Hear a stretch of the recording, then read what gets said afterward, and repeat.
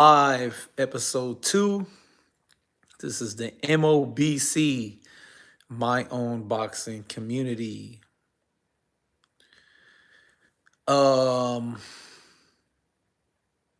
I know that everybody feels the same way about the Charlo versus Canelo fight. And I know that everybody is upset at Jermell Charlo's performance. And I'm upset at his performance, but also I understand. I understand why he performed the way he performed. And it's a plethora of reasons why he performed the way he performed. But besides there to get the big payday, because it was his biggest paycheck, that was one reason why he was there, obviously. But was the amount of money so great that you go in there with intentions not to win because you felt like you wasn't going to win anyway?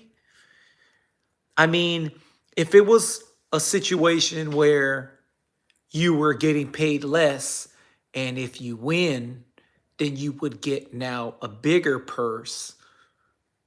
If you won, would you have tried your best to win this fight?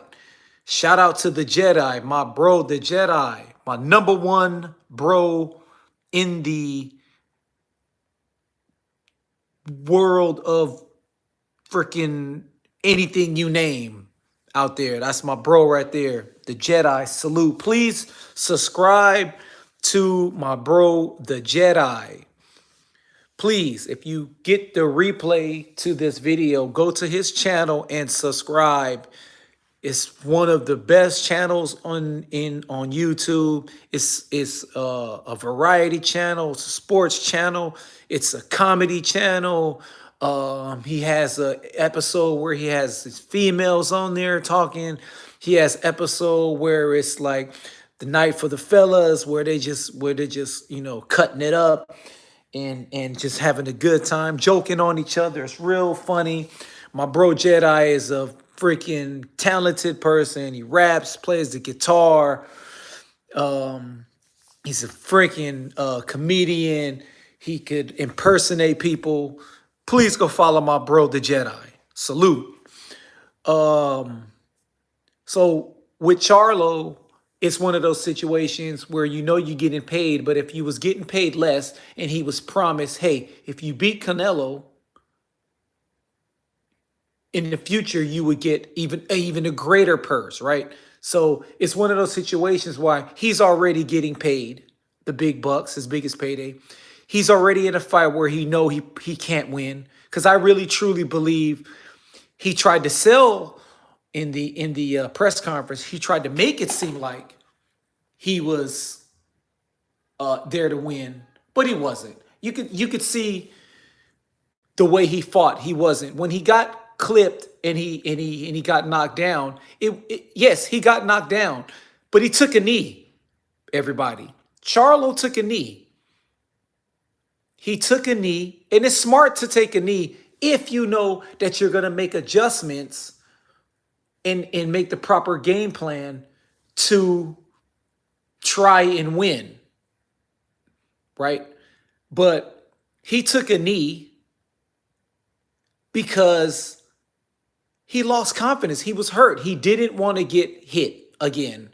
That's right. Charlo came there for a check. That is right, Jedi. He came there for a check. And it's pretty obvious that he came there for a check, because who's the second person that he could get a big paycheck with? It's Crawford. And what's the first thing he do? He loses a fight. He doesn't say, I want a rematch. He doesn't say, I apologize for my performance. Give me one more shot. I promise I'm going to get a knockout or whatever. I promise this was my first time at 168. I promise I'm going to readjust, get used to the weight, carry the weight longer, spar bigger guys, and so on and so on. And then I'll fight Canelo again. No. At the post-fight interview, he says, I want Crawford. 154-pound undisputed champion calling out a welterweight undisputed champion when you have a whole challenger, a talented, hard punching challenger named Tim Tszyu waiting on you, and you call out Crawford. Why? Because it's a money fight. Why? Because you dumb fans out there are using terms like it's the fight that makes sense. It's the fight that makes the most money. You guys are the problems. A lot of you fans out there are the problem because you set this narrative where this fight and that fight makes sense.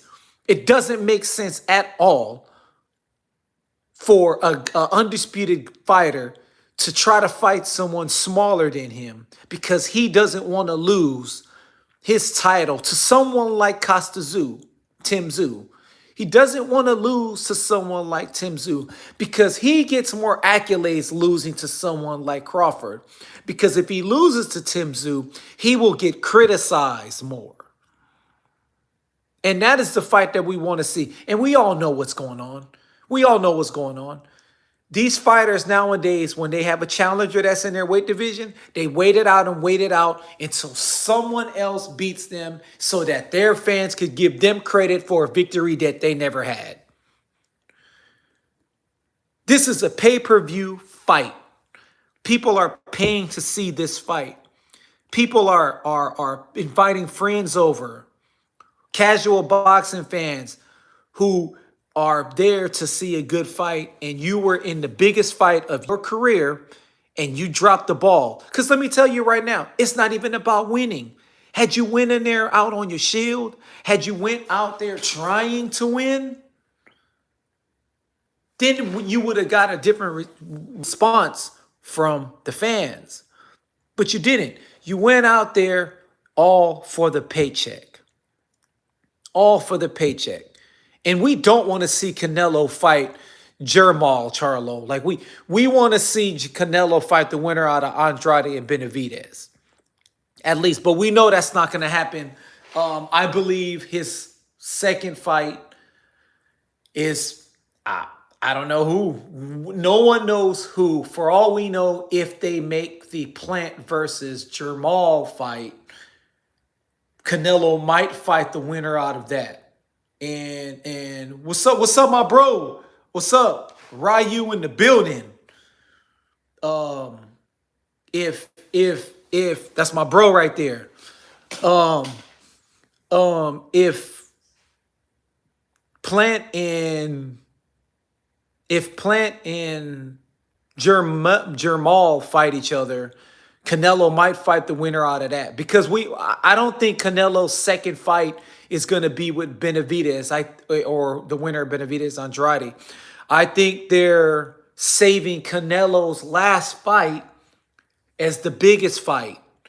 And so I'm pretty sure that PBC is banking on hoping that Andrade does not beat Benavidez. And I don't think he's going to beat Benavidez. And that's the thing. And then here's the thing. It's a PBC. It's PBC. Canelo isn't signed to PBC. He's not a PBC fighter. He's just there to help PBC generate money because they're losing money. That's the only purpose. This is the only reason why Canelo was there. Just like the only reason why DAZN had signed Canelo. They needed him to generate money. PBC needed Ryan Garcia to generate money because they're losing money. This is the reason why they signed Canelo. And Canelo has to convincingly beat whoever it is because on his last fight, they can't have someone win and leave their organization. They're going to need someone to promote as their star. Tank Davis can't do it. They're feeding Tank Davis easy opponents, and they're banking on his pay-per-view stardom, and they can't afford Tank Davis to lose because PBC is losing money. That's why they have Canelo there. Canelo, if he ever fights Benavidez, he's going to need a KO or at least a one-sided beatdown up to 12 rounds because PBC is losing money. Remember, guys, This is the reason why they had to make the Crawford and Spence fight. And Crawford had to win the fight by KO, or he was probably going to get cheated because he is not a PBC fighter. Do you get it? Ryan Garcia is not a PBC fighter. He needed a KO against Tank. But Tank won. Remember, that's why there was all these stipulations in that fight.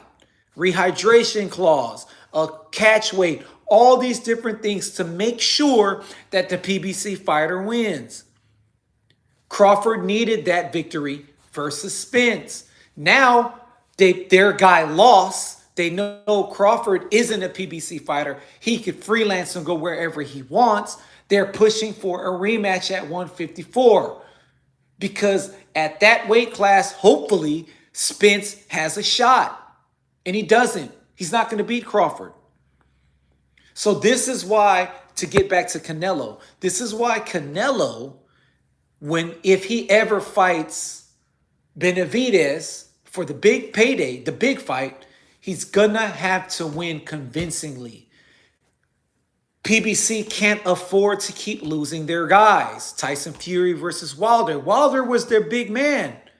He can't really sell anymore because of the defeats that he took. So they're trying their best to get an AJ fight now because that's the big payday. But because AJ is more vulnerable now and more beatable now they're trying to make the fight for the money. But when PBC didn't need the fight, when they were generating money and Wilder was KOing everyone, they was afraid to fight Anthony Joshua. This is what PBC is doing right now. So anyone who goes into a fight with PBC, you got to win by a KO or convincingly. They couldn't rob Canelo. It would have been an uproar with all my Latin brothers out there in the crowd. If they would have cheated Canelo, it would have been a riot in there. Those are the type of fights that Canelo has to win because, again, he is not a PBC fighter. PBC is already in rumors of going to Amazon Prime. Who in the what is going to watch boxing on Amazon Prime? So Amazon Prime is hoping that boxing fans who don't have Prime get a subscription to Prime. You feel me? Salute to Champ Ross. Salute, my bro. So if PBC is losing all of this money, they're going to need Canelo to generate more money. But at the same time, they can't afford to have him be a winner. They're banking on Benavidez to be their new star because Spence isn't their star now. He gone. He lost. Wilder isn't their big star now. He lost. You notice Tank Davis isn't fighting. Tank Davis doesn't even call out other fighters. They just bring up guys from 130, 126 to have him fight. Or they make an Instagram model who is straight trash can garbage juice, Ryan Garcia, fight him. They know he wasn't going to win that fight. So Tank Davis is going to be on the back end, taking as much easy fights as they can so that they could continue to generate money off of him. Remember, they lost Crawford. They lost Spence. They lost Wilder. Charlo now lost. Charlo now, I'm going to tell you guys right now, Charlo's next fight can't even be pay-per-view. Charlo's next fight can't even be pay-per-view. You think casual fans are going to watch him fight again after the performance that he just did? Salute to UGC Flame. Salute Johnette. Salute.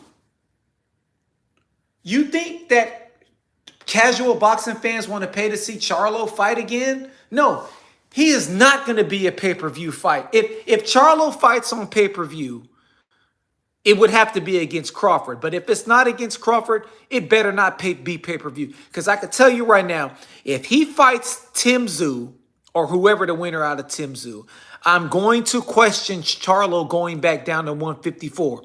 We all know history repeats itself. a lot. And we all know what it means, what happens to fighters when they move up and then drastically move back down in weight. We saw it with Roy Jones Jr., and we sadly saw it with Kell Brook. We even saw it with Amir Khan. He went up to fight Canelo, went back down to 147. That chin got even weaker. Exactly, small line promotions. Yo, for real. We seen what happens. And I'm going to tell you guys right now, Charlo didn't really take a beating in that fight against Canelo because he was on his Usain Bolt game. But going back down in that weight is very dangerous. Now, I will say, because it's not same day weigh-in, yes, you get to rehydrate, but it's still, I have a feeling that Charlo will not be the same, especially going down there against some of the hitters. Especially going down there against the hitters, right? I mean, I don't know that guy's name, but the other guy that Tim Tszyu was going to fight, I forgot his name, but these guys are hitters, right? So you seen what happened to Chad Dawson. Everybody remember Chad Dawson, who mistakenly, so this is where Chad Dawson made a mistake. He called out Andre Ward, and he said, I'm willing to go down to 168. Ward never called him out. Ward never said, I'll fight you at 175. Why? Because at the time, Ward was still fighting at 168, making 168 comfortable, and he knew going up to fight Chad Dawson at the time would be a dangerous fight at the time. So he knew that I'm going to call his bluff and say, yeah, I'll take your fight at 168. And what happened? Chad Dawson was weak. He was weak. Y'all remember when Chris Bird? The most boring heavyweight fighter in the history of boxing. He's a good boxer, but he was boring. Remember when he went down to 175? Y'all remember that? And got knocked down all over the place? That could potentially happen to Charlo. I said in the beginning, it's a dangerous fight. I get it. You chasing the bread. You chasing the bread. And it proved. That's all you was there for, was chasing the bread. Because you know that it's going to be hard to go back down to 154. But you didn't care. You don't care. Hey, let's do this. Why don't you and Spence fight at 154, since Spence want to fight at 154 so bad? But that ain't going to take place, right? Because you guys got the same rinky-dink trainer who tells you guys to get in there, stand in a straight line, move forward in a straight line, no angles, jab, jab, two, jab, jab, two, hook to the body, jab, two, jab, jab, jab, two, hook to the body, leaning forward, hook to the body, all wide open. Let me throw another hook to the body. Jab, jab, 1, 2. The same predictable movements over and over again by Spence and Charlo. So we see it. We see it. So I have no idea what's going to happen with Charlo after this. I mean, like I said, I could tell you right now, with a performance like that, there is no way that casual fans are going to even want to watch this dude. I'm sending links to the homies off YouTube. Here go the full fight right here if you want to watch it. They say, text me back, say, I heard about it, man. I don't even want to watch it. Can you got any links to the highlight? Because they'd rather watch the highlights. And all the highlights is Canelo just making this dude run and tagging him. You know what I'm saying? So that's my take on the Charlo and Canelo. Again, I think Charlo was very athletic. I think he's talented. But he's just not the fighter that we all thought that he was. Because I say it time and time again, when these guys fight in their true weight class, you'll see how great they really are, right? Charlo rehydrates way past 168 when he's fighting at 154. He's a big old weight bully at 154. But once you start fighting people at your own weight class, your true weight class, we saw what happened. Look at Canelo. Canelo showed us that he is truly a 168-pound fighter. Now, I don't count that BS fight with Kovalev. Kovalev was old. He stopped Kovalev. That fight is whatever. But we always was complaining that Canelo should move up in weight, even past 160, because of his frame, because of his build. He may be short, but he's a short, stocky guy in his build. So he is truly a 168-pounder, and he proved it. Became undisputed champion.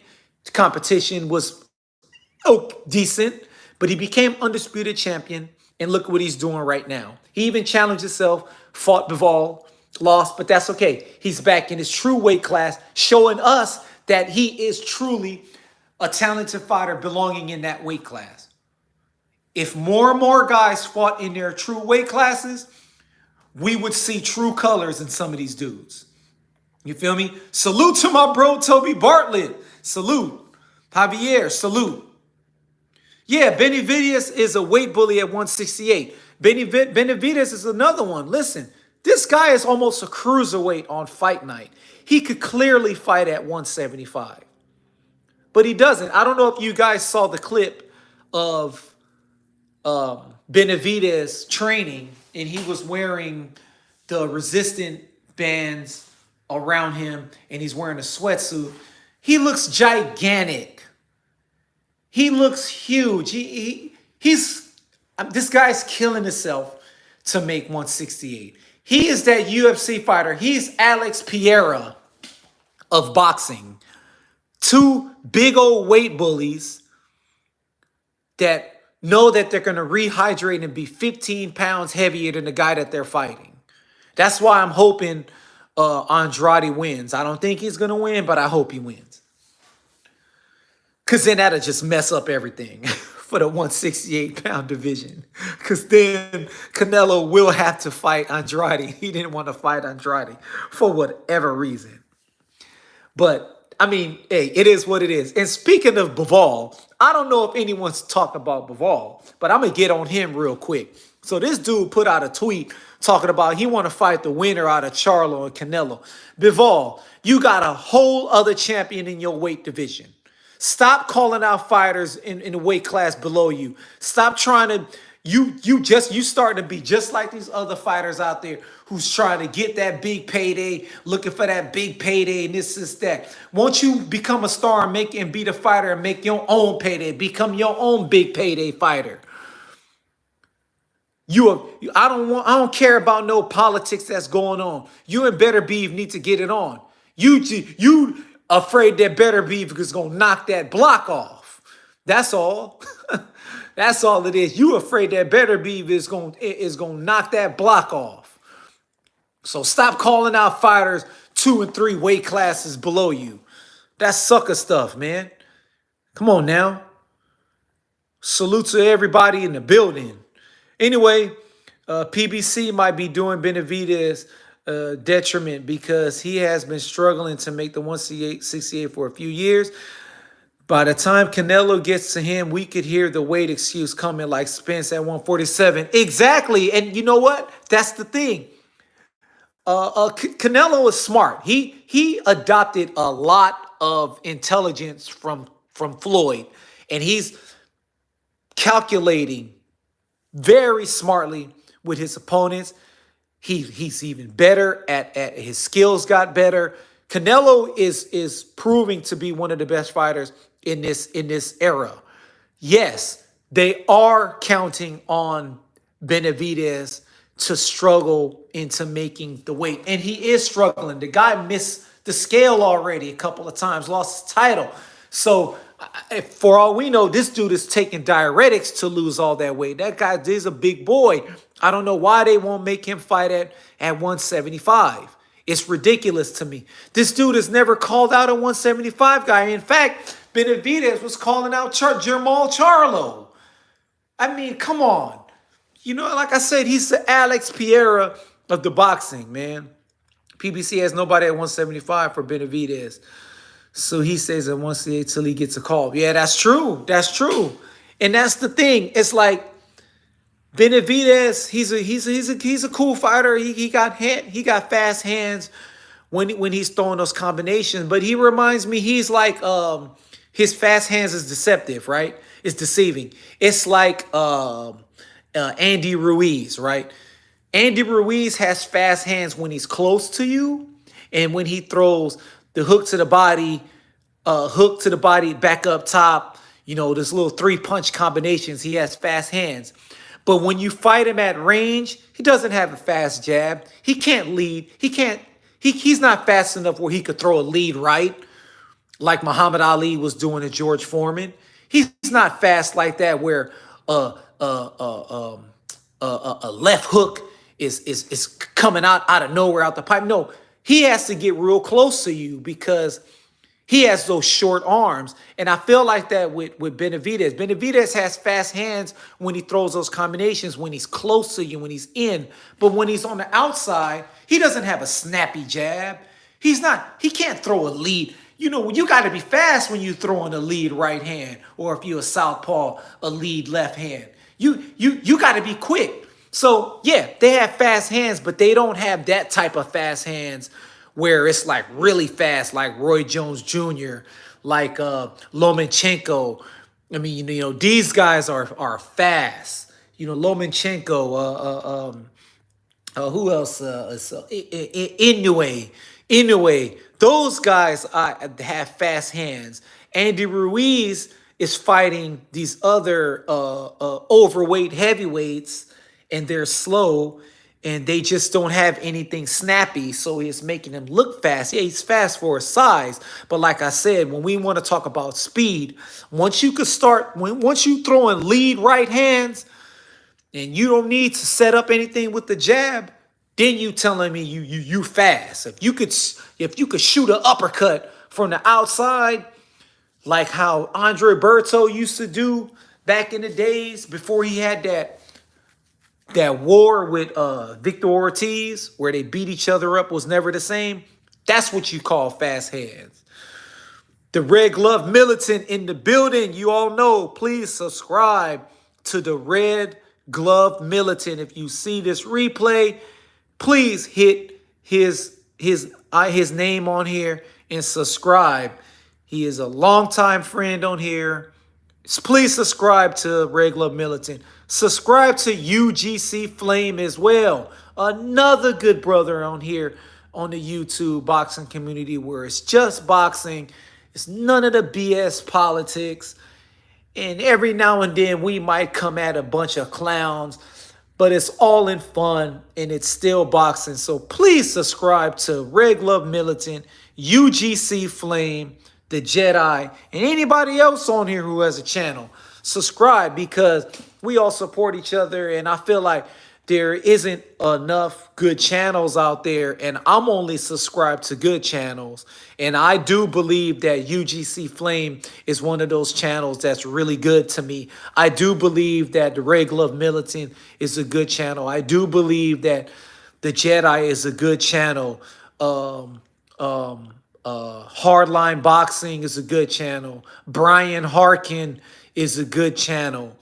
All these guys have really good channels. Bruce Gass, Brian Harkin, even funny Electro Jed. Every now and then he be cutting up, and he's so hilarious to me. It's another good channel. 1-2 Kid, salute. 1-2 Kid, another great channel. If you catch 1-2 Kid on other people's lives, it's just boxing. It's always good boxing talk. 1-2 Kid is another one that knows what he's talking about. These are the guys that I listen to. These are the guys that I learn from. So salute to all you guys. And like I said, going back to the topic, I just feel like with PBC losing out now that they have a bunch of losers, right? So you got Crawford beat Spence. You got Canelo beat Jermell. Tyson Fury beat Wilder. They're not going to risk Tank fighting someone that could potentially beat him. Okay? Keep in mind, guys, I've never seen a boxing organization now going to Amazon Prime. You guys are going to Amazon Prime? What are you guys going to be? Y'all going to be delivering packages now? Is that what y'all going to be doing, riding around in that stupid looking van? Is that what y'all going to be doing now? All this old PBC is the best place to go to. You're getting paid. You're getting paid. That's the reason why PBC started losing money, because it was overpaying boxers who wasn't selling enough tickets, who wasn't performing like they were supposed to perform. And yet this was the boxing organization that boxers was going, oh yeah, Inouye beat Fulton. That's another one. I forgot about that. Inouye beat Fulton. I mean, we got PBC fans out there that don't even want to put Inouye on the pound for pound list. These guys got people like Shakur Stevenson above Inouye on the pound for pound list. And Shakur Stevenson got one good win on his resume. One good win against his resume against a guy who's been in wars. So I don't want to hear that. How you don't have Inouye on a pound for pound list? It just doesn't make any sense to me. It just doesn't make any sense to me, y'all. Man, salute to everybody that's coming on. If you got on late, please catch the replay. I broke down what I felt about the Charlo and Canelo fight. Again, Charlo didn't show up. He didn't fight like Charlo didn't fight like an undisputed champion should fight. He didn't try to go out on his shield. He didn't go out there like Kell Brook versus GGG, like Kell Brook versus Spence. He didn't go out there trying to win. He didn't. He didn't go out there like Anthony Joshua versus Klitschko. He didn't go out there like Andy Ruiz the first time versus Anthony Joshua. He went out there to survive. He went out there to get a paycheck. He went out there to go back to Texas where the cost of living is cheap and your money could carry a long way. This is his biggest paycheck. And now, because of your bad performance, you're possibly not going to sell any more pay-per-views. Crawford doesn't want to fight you now. You're out of his radar. All because an undisputed champion fought like he was afraid to take a punch to the face in the sport of boxing. Salute to everyone. Thank y'all for coming. This is episode 2. Episode 3 will be on its way. It's just boxing talk, strictly boxing talk. And I will be doing more lives of some of my live workouts because y'all know I'm a calisthenics head. I only do calisthenics. And that's all that I do, man. And then I hit on my little freaking little bag over here, my little freestand bag that I got in my garage over here. I'm going to probably hang up a real heavy bag somewhere in here. I just got to figure out where. But anyway, salute to everybody. Y'all, all my brothers. Peace. Peace, UGC Flame. Everybody, before I go, subscribe to Red Glove Militant, UGC Flame, 1-2 Kid, The Jedi. Subscribe to all these guys. Hardline Boxing, Brian Harkin, Bruce Gas, Electro Jed. If I'm missing anybody, 10 players. 10 players. Subscribe to 10 players. Subscribe to Haplotype 0. Subscribe to all these dudes. These are my brothers. Blood Boxing. All of these guys. Salute. Peace.